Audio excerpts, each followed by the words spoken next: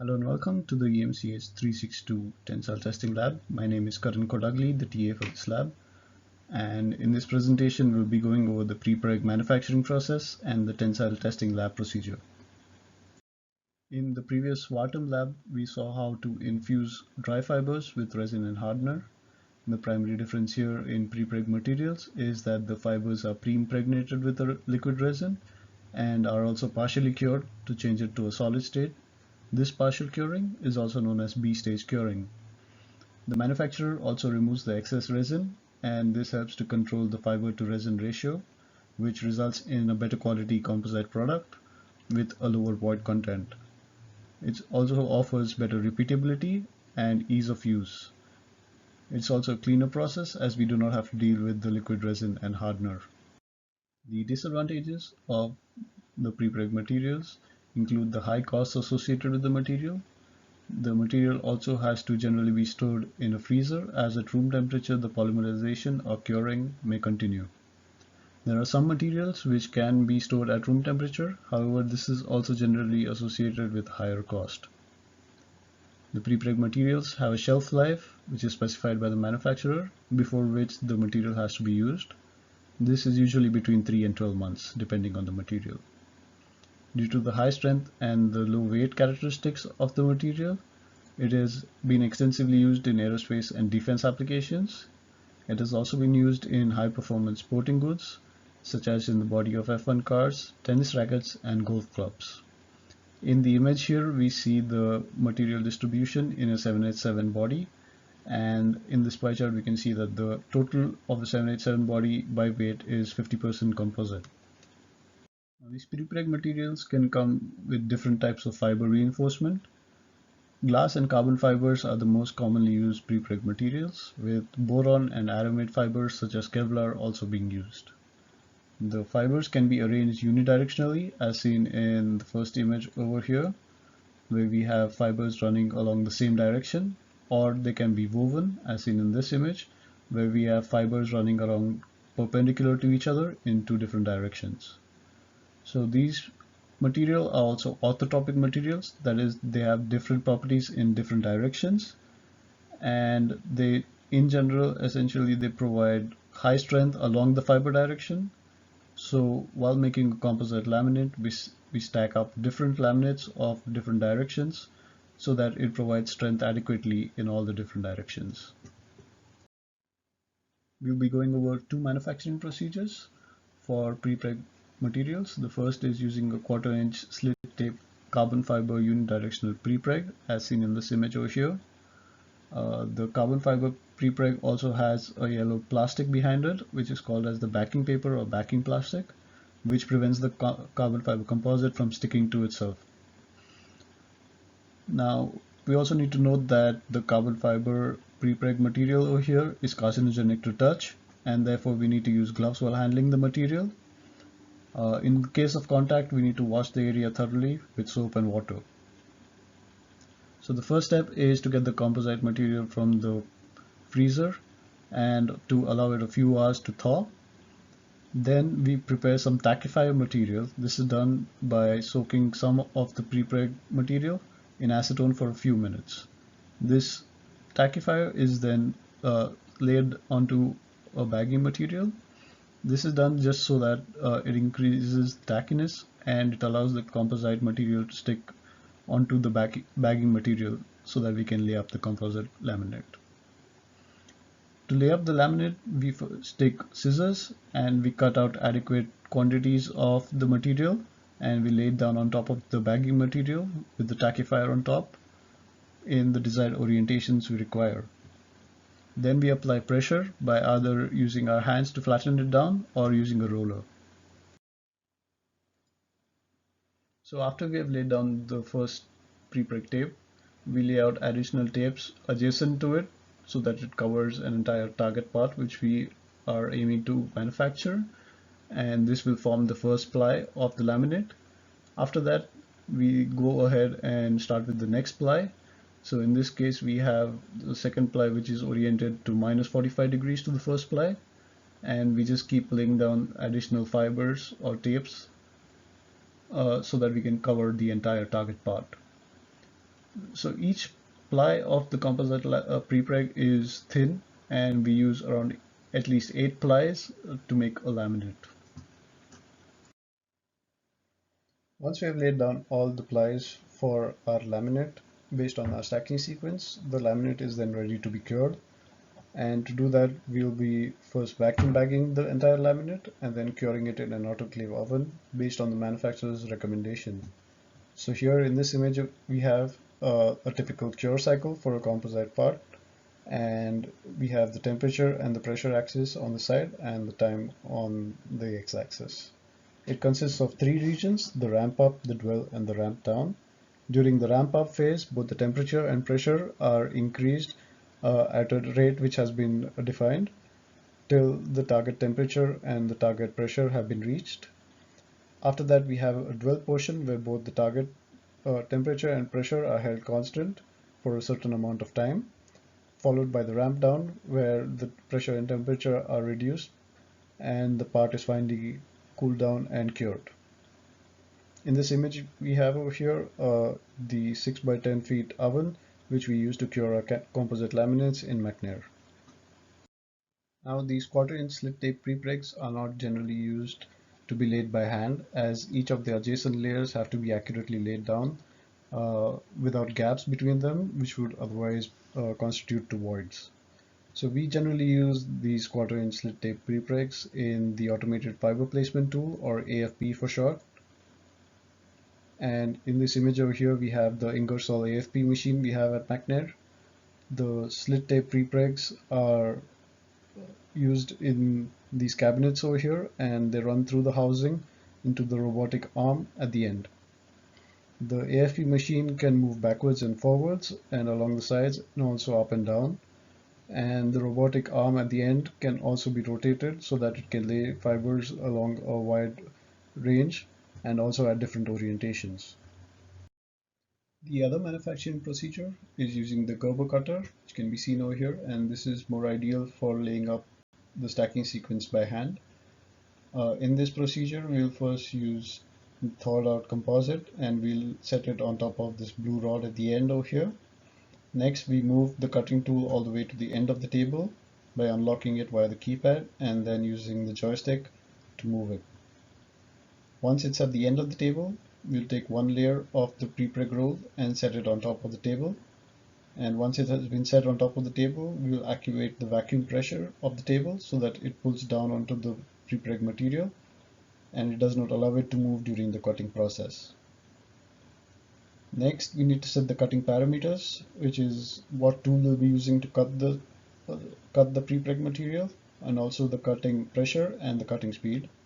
Here we have a close-up of this section over here, which shows us the circular blade, which we'll be using as the cutting tool. The machine can also automatically change the orientation to cut at different angles. Next, we will be opening up the Cutworks software in the computer which is connected to the Gerber cutter, and we'll load up a DXF file which shows the path for the cutting tool to take. And once we hit run, the cutting tool automatically calculates and will cut the prepreg material based on the DXF file. So for a normal 0, 45, 90, minus 45 laminate, it will cut out different sections or plies based on the dimensions in the DXF file. Once this has been done, we need to lift out these cutout plies from the entire prepreg which is on the table and separate them out. And once that is done, we need to remove the backing tape or the backing plastic from each of the plies and then stack them on top of each other by aligning the boundaries and then pressing down and applying pressure by either our hands or using a roller. In this slide, we can see a couple of images of the Gerber cutter and the process which we have used. So we have here a composite prepreg material which has been thawed out from the freezer. In this case, it is a 50-inch wide prepreg material made of glass fibers. And in the second image, we can see that the first layer of the prepreg material has been pulled on top of the table. The red covering here is the backing tape or the backing paper on top of the composite. And once all the cuts have been made, Then we can separate out all of the plies and stack them together by applying pressure. Once the entire laminate stacking sequence is completed, the part is ready to be cured. For the tensile testing of the composite and alloy specimen, we will be using this tensile testing machine over here, which is an MTS Exceed model E43. It consists of two crossheads, which are vertically aligned, and the specimen will be gripped in between them. The top crosshead can move along the vertical, while the bottom crosshead is going to be stationary. The controller over here on the end controls the top crosshead, and it can be unlocked and moved up or down using the arrow keys over here.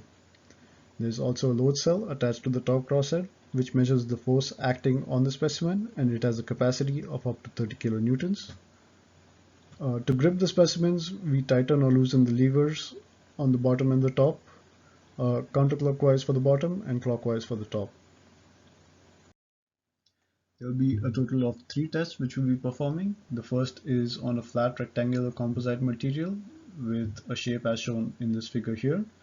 And we'll also be doing 2 tests on dog bone shaped specimen, which will be aluminum heat treated specimen, the first being a T6 precipitation hardened, while the second being an O or thermally annealed specimen.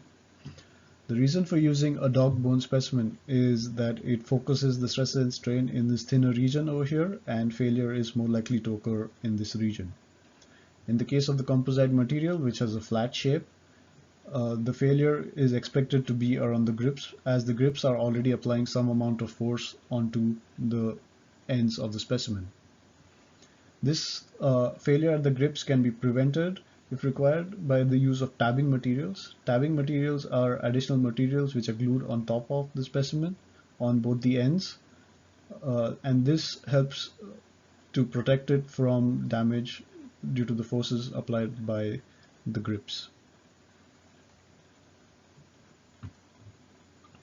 So to begin with the experiment, the first thing we need to do is to measure the width and the thickness of the specimen, and this is done using a standard caliper.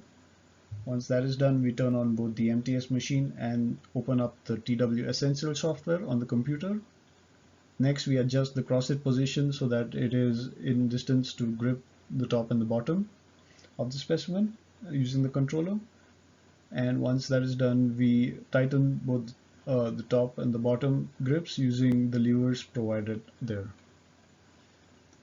Next, we mount the extensometer onto the specimen, and this is done by normally placing the extensometer and pulling the clips behind it. During the experiment, as the specimen elongates, the extensometer moves along with it, and it records this extension or change in length. Once the extensometer has been mounted on top of the specimen, we need to open up TW Essential software and select the template for the test, which in this case is going to be a tension test with an extensometer, and then enter the loading rate for the test. We generally use a loading rate of 2 millimeters per minute for our test, and after that we click on the green button to start the test. Once the test is started, a force displacement curve is shown, showing the real-time data for both of those quantities, and the machine will automatically stop the test when it detects a drop in the load above a certain threshold, which signifies failure has been detected. Once the machine stops the test, we remove the extensometer from the specimen, and we loosen the grips and remove the specimen from the machine. We can then export the test data to a text file by right-clicking on the test run in the Review tab and clicking on Export Data. The exported data is then imported into Excel, and we process the force and the displacement to obtain the stress and the strain. From the stress strain curve, which we can plot, then we can identify the key properties such as the elastic modulus and the ultimate tensile strength. In this slide, we can see an image of a snapshot of the TW Essential software. We can see the monitor tab over here, where we can edit the loading rate. In the Review tab, it shows us the test runs after it has been completed, and to start the test, we need to only hit the green play button under the test controls over here.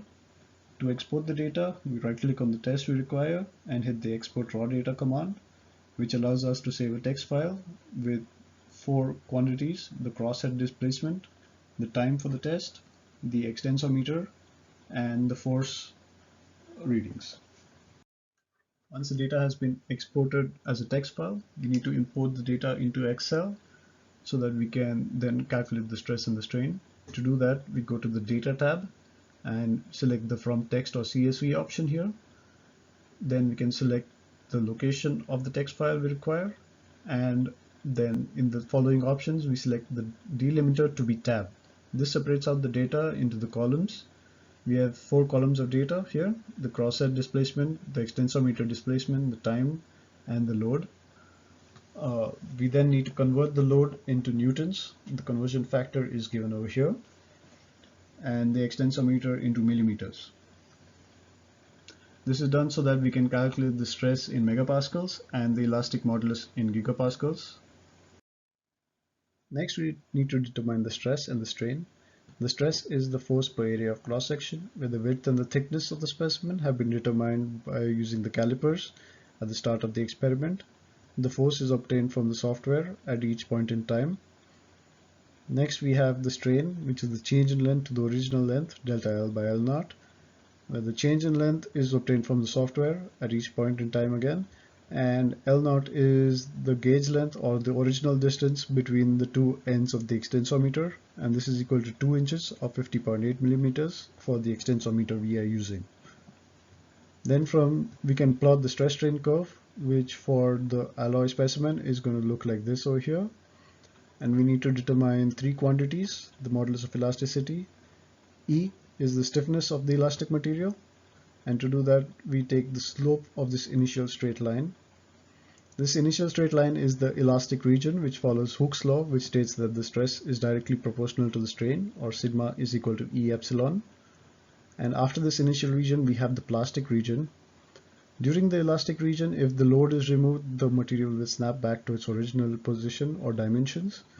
But once it crosses the elastic region into the plastic region, the material deformation is permanent.